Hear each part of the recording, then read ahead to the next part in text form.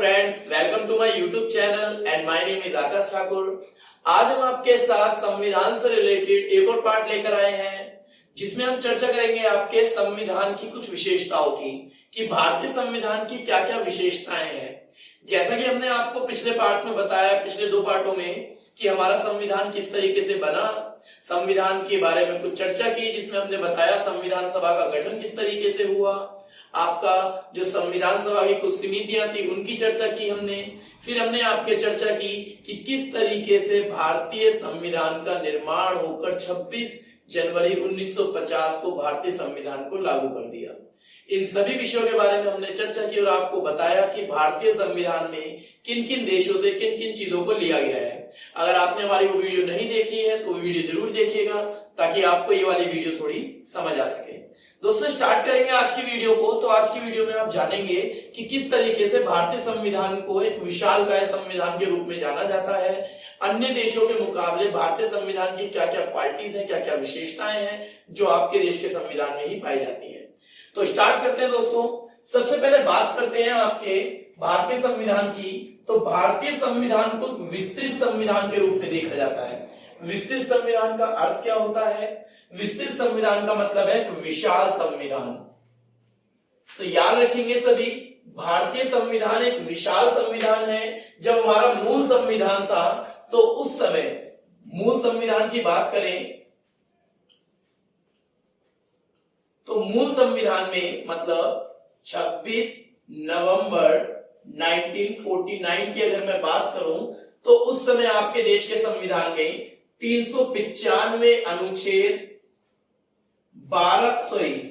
8 अनुसूचियां, then 22 भाग थे। तो आपका जब मूल संविधान था तो मूल संविधान में आपके 395 अनुच्छेद, 8 अनुसूचियां और 22 भाग दिए गए थे। लेकिन आज अगर हम वर्तमान की बात करें तो वर्तमान की जब हम बात करते हैं दोस्तों, तो वर्तमान में मैं 2019 तक का ये भी समय काल लेता हूं। तो 2019 तक आपके देश में 470 अनुच्छेद, 12 अनुसूचियां और इन्हें 25 भाग में डिनोट किया गया है या देखा गया है। तो हम कह सकते हैं कि भारतीय संविधान जो है, आज तक आप वर्ल्ड का किसी भी देश का संविधान उठाकर देख लीजिए, उस देश के संविधान में जितने हमारे देश के संविधान में आपके अनुसूची, अनुच्छेद और आपके भाग देखने को मिलेंगे, किसी देश के संविधान में देखने को नहीं मिलेंगे। तो हम कह सकते हैं कि जो भारतीय संविधान है एक विस्तृत संविधान है या एक विशाल संविधान है। फिर बात करते हैं विभिन्न स्रोतों से विहित। देखिए दोस्तों, मैंने आपको पिछली वीडियो में बताया था कि भारतीय संविधान को उधार का थैला भी कहा जाता है। तो उधार का थैला क्यों कहा जाता है भारतीय संविधान को? क्योंकि भारतीय संविधान में दूसरे देशों से हमने कई चीजों को प्राप्त किया है और अपने संविधान में लिखित रूप में लिखा है। कह सकते हैं कि भारतीय संविधान ने कुछ अच्छी अच्छी चीजों को अन्य देशों के संविधान से लिया और अपने संविधान में उन्हें अंकीकृत किया है। तो इसीलिए हम कह सकते हैं कि भारत का एक ऐसा इकलौता संविधान है जिनने दूसरे देशों से कुछ चीजों को ग्रहण कर अपने संविधान में लिखा, जिसे हम कह सकते हैं भारतीय संविधान की विशेषता है कि ये उधार का थैले के रूप में देखा जाता है। ठीक है, इसे पुष्प गुच्छे के रूप में भी देख सकते हैं। पुष्प गुच्छा मीन्स जैसे आप एक वो देखते हो, क्या नाम है, पुष्प का एक गुच्छा होता है, फ्लावर पॉट वगैरह वो आप देखते हैं, बकेट वगैरह देखते हैं, तो वो आप देखते हो उसमें तरह तरह के फूल होते हैं। तो वैसी भारतीय संविधान एक बकेट है, उसके अंदर तरह तरह के संविधान से ली गई चीजें अंकीकृत की गई हैं। ठीक है, फिर बात करते हैं भारतीय संसदीय स्वरूप, सरकार का संसदीय स्वरूप। देखिए, संसदीय स्वरूप का मतलब क्या है, मैं आपको बता दूं कि भारतीय संविधान में संसदीय रूप को अपनाया गया है ब्रिटेन की तरह। अमेरिका में अध्यक्षात्मक रूप है, अध्यक्षात्मक रूप को अमेरिका से नहीं अपनाया गया है। आपके संसदीय रूप को अपनाया गया है किस देश के? ब्रिटेन के देश से। ठीक है, संसदीय रूप का अर्थ क्या होता है? संसदीय रूप का अर्थ होता है कि आपके ये जो संसदीय रूप है इसका मतलब है कि विधायिका एवं कार्यपालिका, याद रखेंगे, विधायिका और कार्यपालिका दोनों साथ मिलकर कार्य करेंगी, दोनों एक दूसरे के प्रति उत्तरदायी रहेंगी आपके इस तरीके का। लेकिन अध्यक्षात्मक शासन प्रणाली में या सरकार का अध्यक्षात्मक रूप में क्या है, उसमें विधायिका और कार्यपालिका दोनों के कार्यों को विभाजन कर दिया जाता है, अर्थात उन दोनों की शक्तियों को बांट दिया जाता है। परंतु भारतीय संविधान में दोनों को आपके एक साथ मिलकर सहभागिता के रूप में कार्य करती हैं। अगर मैं विधायिका की बात करूं, विधायिका द्वारा जो भी कोई भी कानून अगर आप यहाँ से पारित होता है तो कार्यपालिका में आपके राष्ट्रपति के हस्ताक्षर के पश्चात उस कानून को लागू कर दिया जाता है। तो भारतीय संविधान में सरकार के कौन से स्वरूप को अपनाया गया है? संसदीय स्वरूप को। और ये संसदीय स्वरूप किस संविधान से लिया गया है? तो सभी को पता होना चाहिए, ब्रिटेन के संविधान से आपके संसदीय रूप को प्राप्त किया गया है। ठीक है, फिर बात करते हैं संसदीय स्वरूप का संप्रभुत्व एवं न्यायिका का सर्वोच्चता।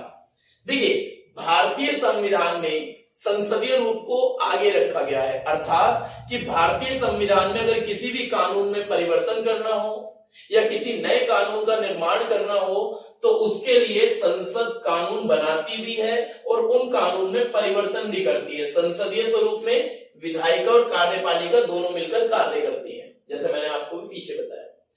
तो फिर बात करते हैं, तो आपके किसी भी कानून में परिवर्तन या फिर किसी भी नए कानून का निर्माण करने के लिए किसकी आवश्यकता है? संसदीय स्वरूप की आवश्यकता है। और संसद का यहाँ पर क्या करा गया है?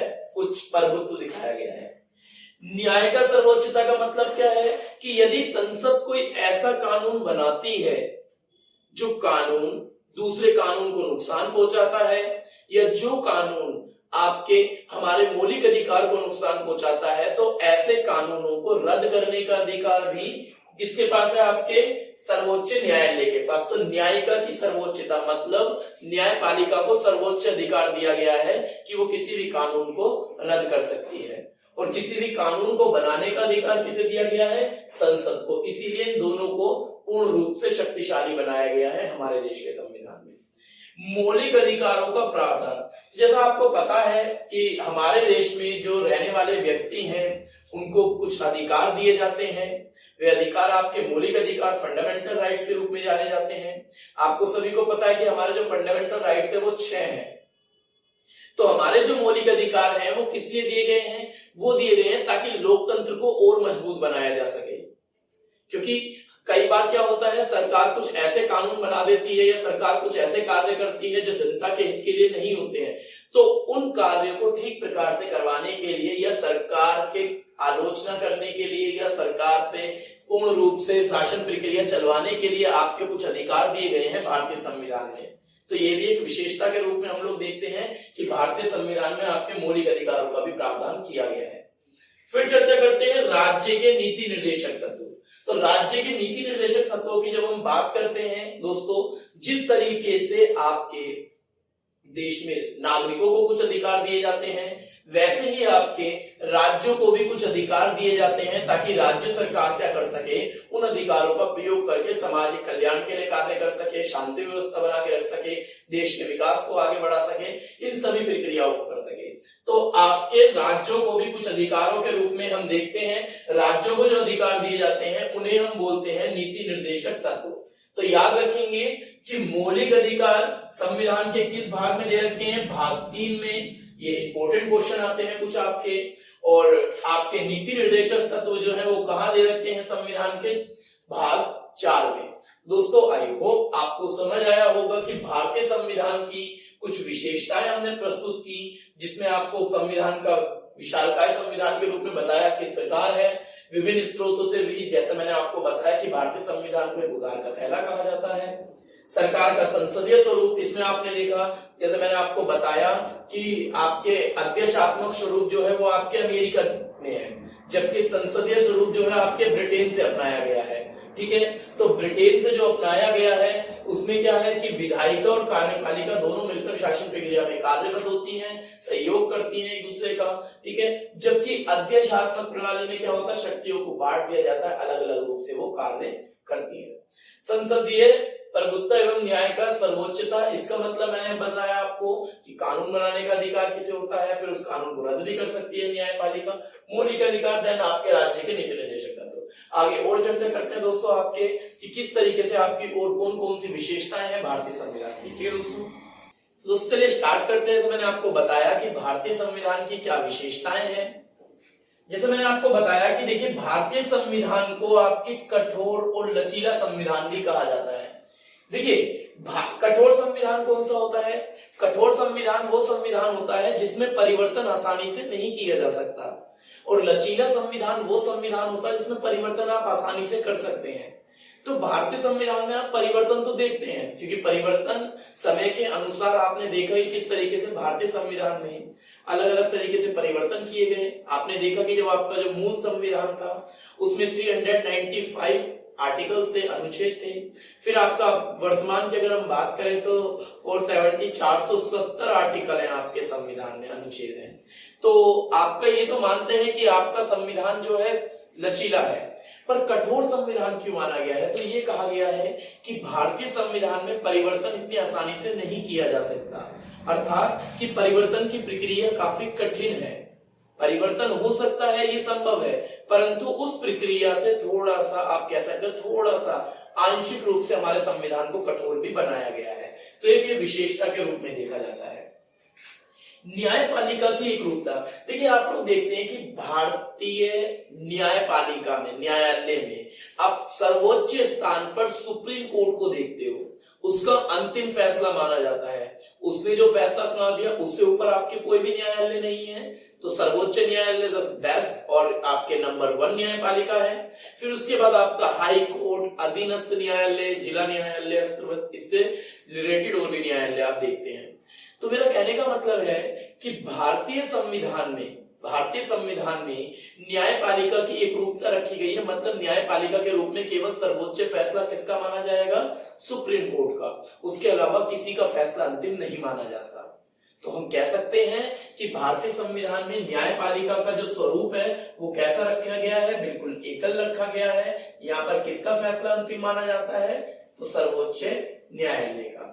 फिर बात करते हैं मौलिक कर्तव्यों की। देखिए जब आपका संविधान लागू हुआ 26 जनवरी 1950 को, तो उस टाइम आपके भारतीय संविधान में मौलिक कर्तव्यों को स्थान नहीं दिया गया था। आपको जो मोरल ड्यूटीज है उनको स्थान नहीं दिया गया था। केवल लोग बोलते थे, करते थे, बस इस तरीके की गतिविधियां चल रही थी। परंतु भारतीय संविधान में आपके मौलिक कर्तव्यों को 1976 में 42 अमेंडमेंट 42वें संशोधन द्वारा भारतीय संविधान में जोड़ा गया। तो हम कह सकते हैं कि आपके जो आज हम मौलिक कर्तव्य देखते हैं, आज जो आप मौलिक कर्तव्य देखते हैं कि बड़ों का आदर करना चाहिए, आपके संविधान का पालन करना चाहिए, राष्ट्रगान का सम्मान करना चाहिए, राष्ट्रीय ध्वज का सम्मान करना चाहिए, सार्वजनिक संपत्ति को नुकसान नहीं पहुंचाना चाहिए, पर्यावरण को नुकसान नहीं पहुंचाना चाहिए, जो आपकी मोरल ड्यूटी है। तो आपके जो टोटल मौलिक कर्तव्य है वो कितने हैं? 11। तो दोस्तों आपके मौलिक कर्तव्यों को 1976 में 42 अमेंडमेंट के द्वारा भारतीय संविधान में जोड़ा गया और इसे भारतीय संविधान की विशेषता के रूप में देखा जाता है। फिर बात करते हैं धर्मनिरपेक्ष राज्य की। इसे भी जब हमारा मूल संविधान बना था उस समय भी धर्मनिरपेक्ष राज्य हम केवल बोलते थे कि भारत एक धर्मनिरपेक्ष राज्य है, परंतु भारतीय संविधान में जो धर्मनिरपेक्ष राज्य को या धर्मनिरपेक्ष वर्ड को जोड़ा गया है वो भी 1976 में 42वें संशोधन द्वारा ही जोड़ा गया था। तो हम कह सकते हैं कि मूल संविधान में आपके धर्मनिरपेक्षता की बात तो की गई, परंतु उसे संविधान में कहीं से कहीं तक स्थान नहीं दिया गया। अर्थात हम बोलते हैं कि भारत शुरुआत से ही धर्मनिरपेक्ष देश, राज्य है या देश है, परंतु ऐसा नहीं है। ये आपका पूर्ण रूप से कब वो दी गई, मान्यता दी गई और संविधान में कब स्थान दिया गया? तो 1976 में दिया गया था। ठीक है, तो आप लोगों को पता रहना चाहिए कि भारत शुरू से ही आपके धर्मनिरपेक्षता की बात करता है, लेकिन एक्चुअल में आपके संविधान में उसको स्थान नहीं दिया गया था। फिर बात करते हैं एकल नागरिकता की। दोस्तों एकल नागरिकता क्या है? देखिए आज भारत में आप किसी भी स्थान पर रहिए, चाहे आप पंजाब रहिए, हरियाणा रहिए, राजस्थान रहिए, आप छत्तीसगढ़ रहिए, आप मुंबई रहिए, आप दिल्ली रहिए, कहीं भी रहिए आप भारत के किसी भी कोने में, आप इंडियन ही कहलाएंगे, भारतीय ही कहलाएंगे। ऐसा नहीं है कि हरियाणा में रहने वाला अपनी अलग नागरिकता बनाने बोले मैं हरियाणा में हूं या हरियाणा से हूं, तो ऐसा नहीं है। दोस्तों आप किसी भी क्षेत्र में रहिए भारत के, आपको इंडियन ही कहा जाएगा। मतलब भारत में एकल नागरिकता का प्रावधान है, सेंट्रल की अपनी एक ही नागरिकता है, इंडियन है, राज्य की अपनी कोई भी नागरिकता नहीं है। दोहरी नागरिकता का प्रावधान ही नहीं है हमारे संविधान में। अगर आप किसी दूसरे देश की नागरिकता प्राप्त कर लेते हैं तो आपको अपने देश की नागरिकता छोड़नी पड़ेगी, ये बात तय है। अर्थात हम कह सकते हैं कि भारत में केवल एक ही नागरिकता का प्रावधान कराया गया है कि अगर आप इंडियन हैं तो इंडियन ही सिटीजन रहेंगे। यदि आप अगर अन्य देश की नागरिकता प्राप्त करते हैं तो आपको अपने देश की नागरिकता को छोड़ना पड़ेगा। ठीक है, फिर बात करते हैं सार्वभौमिक वयस्क मताधिकार। तो हमारे देश में आप सभी को पता है मतदान कितना अनिवार्य है, और अभी तो चल भी रहे हैं वोटिंग, यूपी में चल रहे हैं आपके वोट चल रहे हैं, पंजाब में वोटिंग हो रही है, आपके मतदान किया जा रहा है, चुनावी प्रक्रिया चल रही है। तो मेरा कहने का मतलब है दोस्तों कि आपके जो व्यक्ति 18 वर्ष अपनी आयु पूर्ण कर चुका है, प्रत्येक व्यक्ति को भारत में मतदान करने का अधिकार दिया गया है। 18 वर्ष अपनी आयु पूर्ण कर चुका प्रत्येक व्यक्ति जो भारत का नागरिक है वो क्या है, वो मतदान कर सकता है। तो भारत में सभी व्यक्ति को वोट डालने की स्वतंत्रता दी गई है, अपने प्रतिनिधियों को चुनने का अधिकार दिया गया है। ठीक है, तो ये भी एक संविधान की विशेषता के रूप में हम लोग देखते हैं। तो आई होप दोस्तों आप लोगों को समझ आया होगा कि भारतीय संविधान में किन किन विशेषताओं को रखा गया है। मैंने आज आपसे 12 विशेषताओं के बारे में डिस्कशन किया कि आपके संविधान की कौन कौन सी विशेषता थी, उनके बारे में चर्चा की। तो मैं उम्मीद करता हूं दोस्तों आपको ये वीडियो पसंद आई होगी। अगर आपको हमारी वीडियो पसंद आई है और अगर आप हमारे चैनल पे नए हैं तो इस चैनल को सब्सक्राइब कीजिए, बेल आइकन को प्रेस कीजिए ताकि आने वाली हर एक नोटिफिकेशन के बारे में आपको पता लग सके। अगर आपको वीडियो अच्छी लगी तो लाइक कीजिए, शेयर कीजिए। ठीक है, थैंक यू दोस्तों।